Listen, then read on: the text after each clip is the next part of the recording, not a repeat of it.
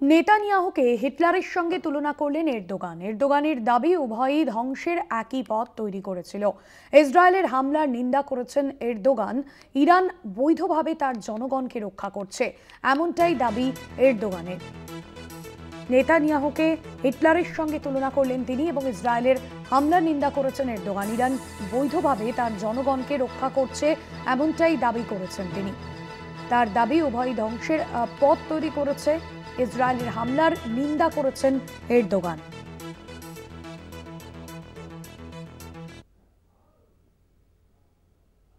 নেতানিয়াহুকে হিটলারের সঙ্গে তুলনা করলেন এরদোগান। এরদোগানের দাবি উভয়ই ধ্বংসের একই পথ তৈরি করেছিল। ইসরায়েলের হামলার নিন্দা করেছেন তিনি।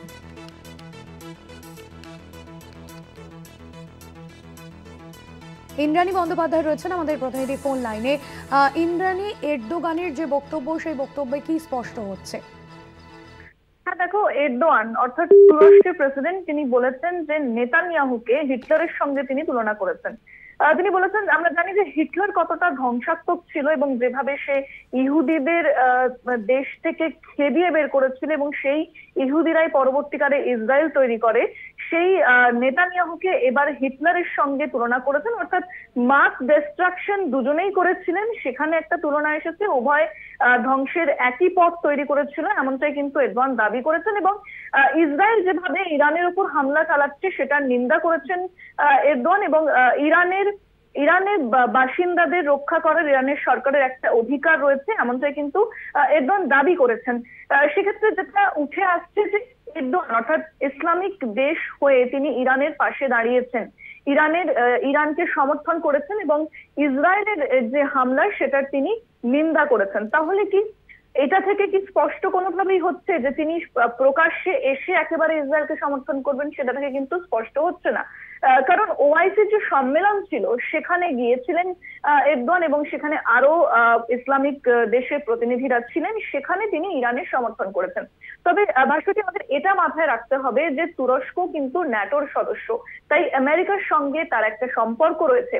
এছাড়া ইসরায়েলের সঙ্গে কিন্তু তুরস্কের যে অম্ল মধুর সম্পর্ক সেটা বলা যেতে পারে, কারণ ইসরায়েল যে স্ট্যান্ড নেয় প্যালেস্তাইনের জন্য সেটা কিন্তু তুরস্ক কোনোভাবেই সমর্থন করে না। তাই ইসরায়েলের সঙ্গে তার একটা দ্বন্দ্ব তো থাকছে। পাশাপাশি ইরানের যদি আমরা বলি, ইরানের ক্ষেত্রে ইরান যেভাবে তার ইসলামিক রেভলিউশন হয়েছিল সেটাকেও কিন্তু তুরস্ক মেনে নেয় না।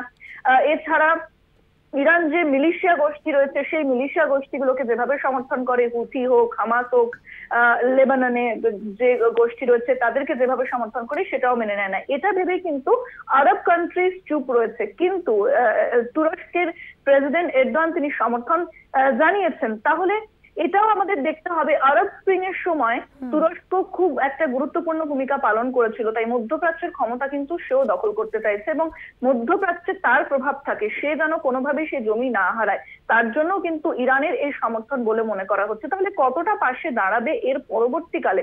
আমেরিকা এখানে একটা স্টেক রয়েছে এবং আমেরিকা বারবার করে সমর্থন করছে ইসরায়েলকে। তাহলে শুধু দেখতে হবে যে এবার এই যুদ্ধ কোন দিকে যায়, সেদিকেই প্রত্যেকের নজর রয়েছে।